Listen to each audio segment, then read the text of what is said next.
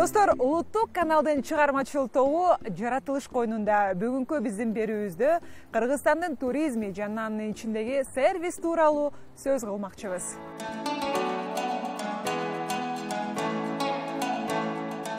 Дал ушул теманы болушунча чечмелейли деп Бишкек шаарынын транспорт жана куруу иштери боюнча вице-мэри Жамалбек Ырсалиев жана дүйнөнүн ар тарабында жашап жана машыгып жүргөн тай бокс боюнча дүйнөнүн, Азиянын, Евразиянын чемпиону Жаныбек Бейшибек уулун алып шаардан 35 чакырым алыстыкта жайгашкан Карабулак жайлоосуна келдик.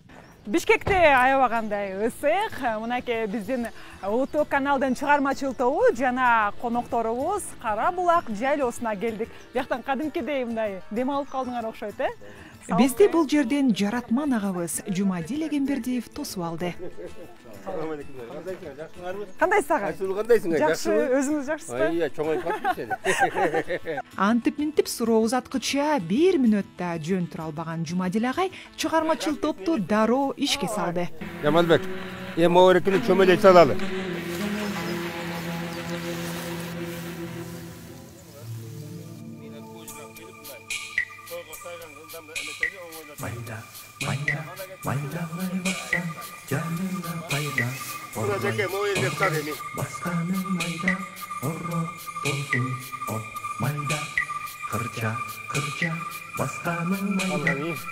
Агай, сиз эмгектен коркпойт экенсиз да ошондо. Эмгектен коркпойт экенсиз да. Ушул эмгек чоңойтты да, биз эмгек тарбиялады да.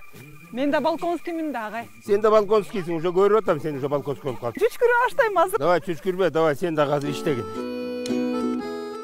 Экрандан бизди көрүп жаткан телекөрүүчүлөр накта айылдык вайпты сездиңерби? Жамалбекке жагып атат, жагып атабы я. Давай, чөптүн жытыгы карачай, керемет. Сиз баягы кара жумуш менен иштебеңизге канча болду эле? Кара жумуш менен иштебеңизге көп жыл болуп кетти го. Шаарга келгенден бери эле буякта болуп калдык. Болбосо бала кезде ушундай чөп чаап, чөп менен мал багып барыштың ушун менен чоңойт.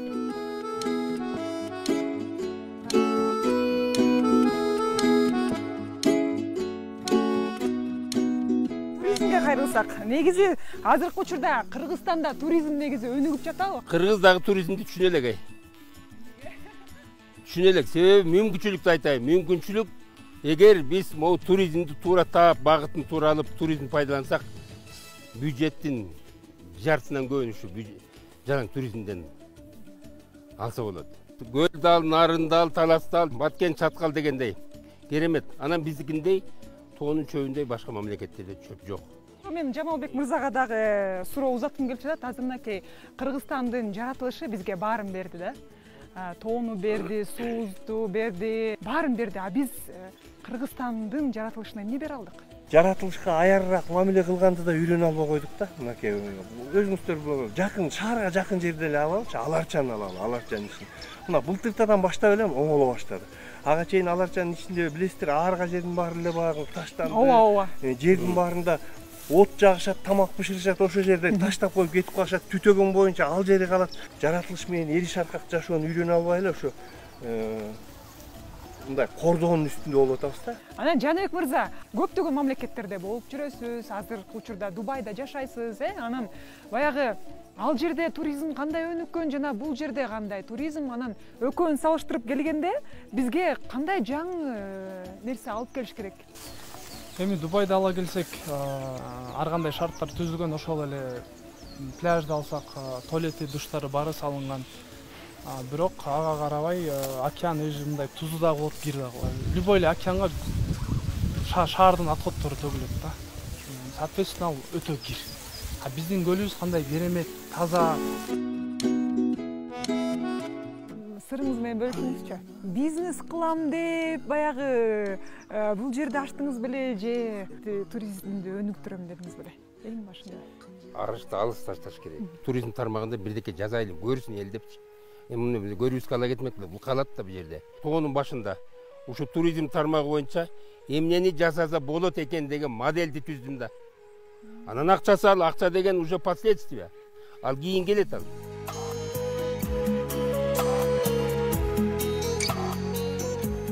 Андыктан Жумадил Эгембердиев материалдык байлык менен чектелбей, жакшы идеянын үстүндө талыкпай иштесең, сөзсүз эмгегиңдин акыбети кайтат деген кеңештери менен бөлүштү. Албетте дөңдүн үстүндө туруп, бул эс алуучу жайга 20 жылдык талыкпаган мээнеттин салынганына дагы бир жолу ынандык. Так, Айсулу, сага чоңураак ишин кайтып коеюн деп атам. Мага момда даяр күчтөрдү, рапсилерди алып келип берип, чөмөлөмдү чөмөлөйүн болбадым ба? Убактыңар жок болбосо могу полиянын баарын чогултат элем. Жакемде күч көп экен. Кийинки дабир алып келсең, муну иштетем дагы. Макулбу? Давай, жүргүлөм, барып силерге самоордон кантип чай кайнат, ошону көргөзөйүн. Самоордон чайын укканда чыгармачыл топтун жүрөгүнө май тамып кеткендей, жылмая эле түштүк. Караңыздарчы, баарыбыз бат-баттан чайга чуркап бараткандайбыз.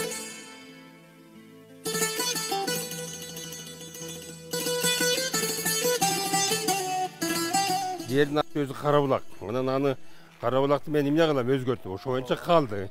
Бул тарыхый ат, эң сонун жарашат. Элге де жагат. Жолдо келатып, туризмдин өнүгүшү мамлекеттин экономикасына опол тоодой оң таасирин тийгизерин баса белгиледик. Жумушчу орун түзүп бергенге болот. Көптөгөн жакшы нерселердин баары ушул туризм аркылуу алдыга жылдырса болот. Ага айтып атпайсыз, туризм бул интеллектуалдык эмгек деп, Ооба да. Кыргыздар атам замандан бери байлыгын мал менен ченеп келген. Дагы 5-10 жылдан кийин бүт жайлоонун баары эрозияга айланат. 100 жылдык жанагы сонун чөптөрдүн тамырларын бар жогонуп анан. Чүнтү биз жоготобуз. Туризм деген бул жаңы мүмкүнчүлүк. Буга билим керек, тил билиш керек. Туалет, жанагы анан жуунуп тазаланып деген душ-буш дегенди номер 1-ге коюш керек.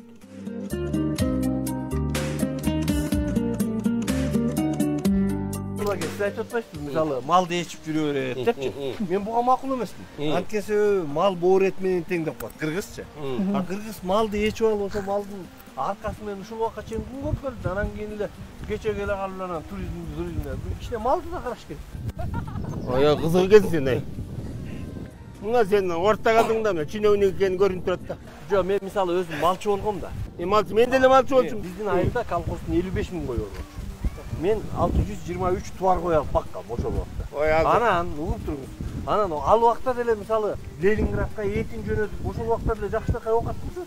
Ал заман өтүп кеткен, Союз сенин кеченки нерсе атасың. Жок, кечен. Сен аныктыгы компартиянын эмеси. Жок, сиз такыр эле мал бакпаш керек анан кийин, малдын кулу болуш керек. Малды баккан киши баксын. Сиз айтып атканда. Бага турган колунан келген кишилер баксын, байсын. Сиз айтып аткандачы мындай болот. Сиз мал бакпасың десеңизчи, азыр мисалы даргиндер, дунгандар бүт баары миңдеп букаларды багып, ошонун аркасы менен көрүп атат да. Баксын ошо. Байлап туруп ошолор баксын. Ошолор бак. Кыргыз башка туризм менен окутат. Оңой жумушта окуткыз. Тиги отко сүйрөсө бокко качасыңдай.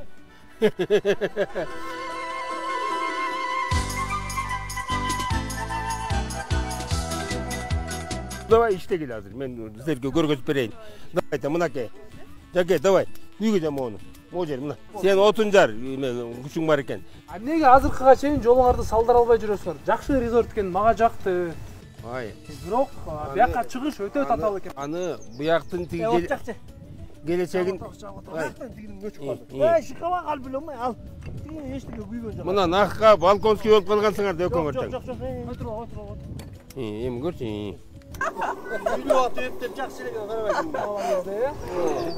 Эми байке ошо суроого жооп берип бол. Качан жол салынат? Жакшы жер экен аябай. Мага жакшы. Могу чуңкурчак убагында мындай туризм чөлкө менен айланат деп эч ким түшүнө кирген эмес. Бирок ушак угуп атабыз, бул чуңкурчак ичинин баарын тең бүт туризмге айлантат экен деген. Мына эң сонун нерсе. Бүт асфальтта салынат, инфраструктура салынат, жол салынат, свет баары бар. Ушундай резортту салып атканда биринчи жолун ойлонуш керек да, анан резорт салып. Ооба дейм, жолду салбаса мен отура берем анан эми. Канга чейин машиналар ысып кетип атты да. Жарым жолдо кызып калгандар турат, көрүп атабыз. Сен кызык экенсиң, амай. Өкмөттүгө 30 жыл салса деле мен ушул жерде отура берем анан. Жок, ошо өкмөткө байланышып, же өкмөт тартып.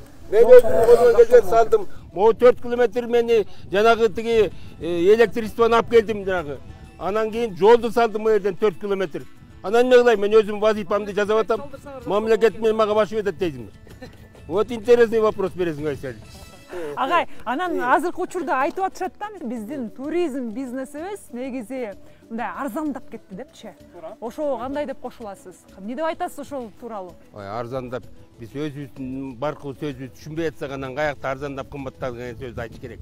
Жакшы инвестор тартыш үчүн эмне кылыш керек, ошону айтып Шарт койсоңуз. керек, ага Шартты жанагы ким түзөт? коопсуздук, мамлекеттик саясат болуш керек. Байкем айтып аткандай мамлекеттик саясат болуш керек да, туура. Мамлекеттик саясат эми туризмди шартын түзүп турулаш керек. Жок.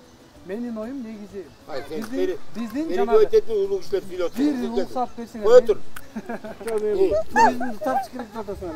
Кыргызстанда союп кетти, азып кетти, атып кетти, алле булле дегенге келгенде эле жаман нерсени дүйнө жүзүнө таратып жиберетпейбизби? Анан Кыргызстанды биз Сицилия көрөт дегенде эл келбей атпайбы? Түшүнүп атасыңбы? Мына мисалы Дубайда жүрөсүң, Дубай жөнүндө бир жаман кабар угасыңбы? Интернетте карасаң только өнүгүүсүн өзүсүн көрсөтөт. Ошол өнүгүүнү көрсөтүш үчүн жакшы жанагы проект жазган балдар мага окшоп Дубайда жүрсөт.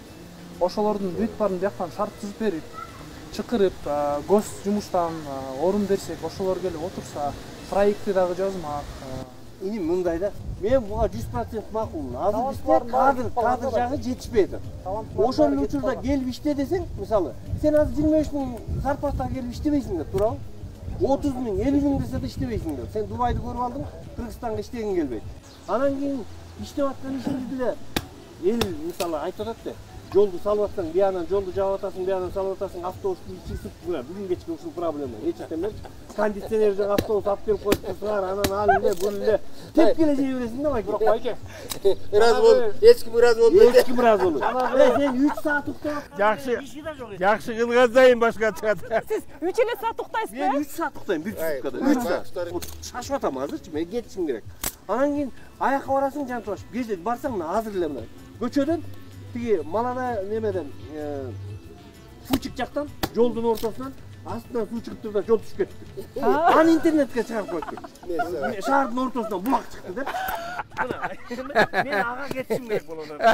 жаңы жаштар жок, жакшы проект жок. Бир жерди жамап, бир жерди кесип, бир жерди такап мындай жамап эле жүрө беребиз. Келечек жок болуп атат. Анан Жаныбек мырза, суроо берейин. Эмнеге ошондо сиз өзүңүздүн мекениңизди ойлобой Дубайга кетип калдыңыз? Шаар өнүксүн, мамлекетибиз өнүксүн. Дубай болгонуна канча жыл болду айтчы. Мен негизи айтып коеюн. Ал менин биринчиден ал менин Дубайым эмес. Биринчиден. Просто Дубайда жакшы таланттар жүрөт деп мактап атканым ошол. Сулуу кишинин түтүн каптайт деген уктуңуз беле? Сен туура. Сен Ай, мэриянын сулуусу сенсиң азырчы. Илүүбөй таш тыргытса сенин башыңа тиет азыр.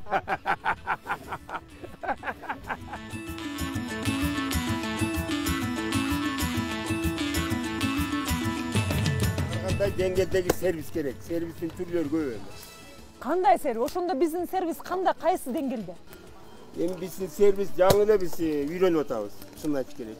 Комфорт. Ошол комфорт минимум түзүп бериш керек. Айтып мындай да. Көңүл. Негизичи байкем айтып атпайбы?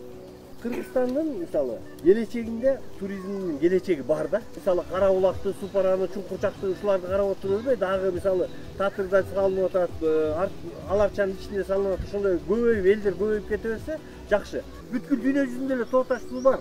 Бирок Кыргызстандыктын өзгөчө жактары бар. Ошо өзгөчө жактарын алып чыгып көрсөтүш керек да, мына биттерлер. Идеяңар жакшы экен, оюңар бар экен, бирок аракет кандай болду, ошону айтып койсоңуз. Алтыны мындай да, биз мамлекеттик иш беребиз да, муниципалдык иш жумушчубуз. Бизге бизнес менен заниматься эткенге болбойт. Ага караганда келип алып, Жумадыл экен башын орутканга жакшы да. Идеяны айтып койгондон идея итте да бар, ишке ашырыш керек деп таштап коюп кетип калыш керек, болду. Жол бойлото бир кичинекей вагонетке коюп алып эле, ошол жерден эле баягы казандарды берет арендага. Анан ошентип эле туризм болуп атпайбы? Бул дагы туризмге кирбейт да негизи, туурабы? Туристтер бизге эмне келет? Бытты көргөнгө келет, быт. Кыргыздын бытын, кыргыздын маданиятын, кыргыздын үрп-адатын, кыргыздын башка жанагы наследие деп коет. Кыргыз эмне менен өзгөчө? Идентичность деген бар. Биздин өзгөчөлүгүбүздү көргөнү келет алар. Коктогулоттогу ар бир гүлдү сактайлы деп атам, малга жедирбейби. 94-5% тоо бар. 5% түзөң. Мен Такаев ушуну айткым келет, дагы айтып коеюн ошол жерден, момент болуп турат. 5%-ын тытып жеп бүттүк, эчтеке калган жок. 5 пыт түзөң ал түзөңдү биздин келечек үчүн жана тамак аш коопсуздугун чече турган ресурс катары сактап калыш керек, көздүн карегиндей. Ар бир 15-20 жылда бир айыл 6 айылга айланып атат. Жер тарып баратат. Аямдагы 50 жылдан кийин, 100 жылдан кийин эми. Биз ушу эмне 20-30 жыл менен эле жашайбызбы? Биз 100 жыл берет кадамды ташташ керек. Тоо иштеш керек элге. Кандай болот? Тоонун түптөрүнө үйлөрдү салыш керек. Италиянын кандай кылып, Керемет коос болот. Мына ошондон анан туристтер келип ошо биздин тоолорду жайгашкан, тойго айкалышкан үйлөрдү, клубный үйлөр. Анан тоого көчтөсөң анан дагы чиновниктер анан 20-30 сотук жарым гектарын алып анан үй салат. Даңкыды багы о жерге жанагы эмени тиги хилаларды андай кылбаш керек. Клубный дом, экологияны сактайбыз, жер ресурсун сактайбыз. Момундай кылып туруп жашоонун баары ушундай тоого айкалашкан аскан түптөрүнө салынса, мына бизде укмуштай шаар болот. Эгерде ушу бул мына мега проект деп коет. Мега проект. Кеттик эле. Мен баска эме. Ай, үнүм да бүтүп калды.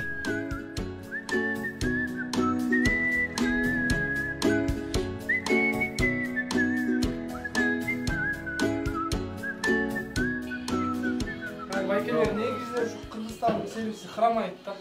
Эмнеге хырамайт? Өнүгүү жолундабыз байке, тамашаганмын баары. Жумагул байке мен чыгылдашып атканым менен бирок аягында мен бул ишин оюна кошулуп аткан жерим бар да. Мисалы ушул жерге Жумагул байке жаңы келгенде деле кой багып баштаптыр да. Толтура коюп келип алып куйрукту койлорду. Анан кийин бул тоону талкалап баштап баратып анан кийин ойлонуптур да, мунунун баарынан көрө мен ушуну салайын. Азыр чындыгына келгенде мисалы 100 койго караганда мунау биз отурган тамак ичип отургандардан бир 10ду жасап койсо ошондон көп пайда алып келет да. Жет облусунда тең Кыргызстан жайлоолору бар. Ошол жайлоолордон алып келип мисалы Кара Шорого ушундай нерселер жазса болот. Каркырак алып барып жазасың ушундай нерселерди. Сиз көп мамлекеттерди кыдырып жүрөсүз, аны ошол жактагы сервисти дагы бул жакка алып келдиңиз бе? Мен ошол жака барып, мен Швецияга 2 жыл эмнеге барып, жинди болуп бардым. Бир жолу барып, көзүмө ишенбеден кайра бардым дагы барып келейин. Жомок болуп калдым, көрөйүн деп. Швецияга кайра бардым. Эмне ошо? Кайсы сервисти алып келдиңиз ошондо? Ой, сервис деген адамдай кылып сыйлап тосуп алыш керек. Адамга мамиле керек. Адамга уют керек, адамга комфорт керек. Мына жөнөкөй маданиятка үйрөнүшүбүз керек. Биз бул Западтан көпчүлүк нерселерди үйрөнөлү, а кереги жок маданияттар бар, бизге кереги жок. Жанагы үйлөлүк баалыктар тигилер алардын өздөрүнүн эле буйрусун айнай. Эч мындай бир жаңы жаралган дүйнө, жаңы жаралган жаратылыш катары позиционировать этилиш керек. Ошондо ар бир чет өлкө, Кыргызстанга барсаң керемет, ушундай жер, барып көргүм келет. Жерге бір ақшамды тастағым келеді, шер отпускамды өткөргүм келет дегенде, анан тасырайып чаң чыгып жатса, келбейт. Ошону сактайлы деп атам. Өсөр эл бири-бирин баатыр дейт, өчөр эл бири-бирин капыр дейт. Ошол бири-бирибизди капыр сен эмнени кыйраттың эле деп отура бербестен, ошол баарыбыз бири-бирибизге дух берип, өөлгө түзүп, ушул өйдөдөгө ылдыйда жөлөк болуп иш кыла беришибиз. Президентибиз дагы толук туризм өнүктүрүшүн толук колдоп атат. Көрүп атасыңар, жолдорду салып атат, караколдорго международный аэропортторду салып атат, кинотеатрды салып атат. Бул президенттин политикасы туризмди өнүктүрүп келиши. Кыргызстандын туризм сервиси негизи өнүгүү жолунда. Көп сөздү айттык, бул сервис боюнча, туризм боюнча. Эми бара-бара жашоо мындай, бүт салыштырмалуу. Биз өзүбүздүн чоңкөбүздү кайнай бербей, кошуна эмне кылып атат? Кошуна жанагы эле кошунаңчы. Жип айдап жүргөн кошуну көрүш керек, бул эмне болуп байып атат. Наркы айылга барып аны көрүш керек. Наркы районго аны көрүш керек, ти областты көрүш керек. Анан Казакстанга чыгып, Өзбекстанга бүт дүйнө жүзүн салыштырмалуу, жаман менен жакшы аккара салыштырмалуу нерсе. Ошентип анан кийин үйрөнөбүз. Антпесек биз үйрөнбөйбүз көпкө чейин. Ошентип отуруп анан үйрөнөбүз. Жалпы эл жабыла. Колго башкы анан кийин ошентип анан өнүгөбүз. Өзгөрөбүз кыздар. Келечек кең.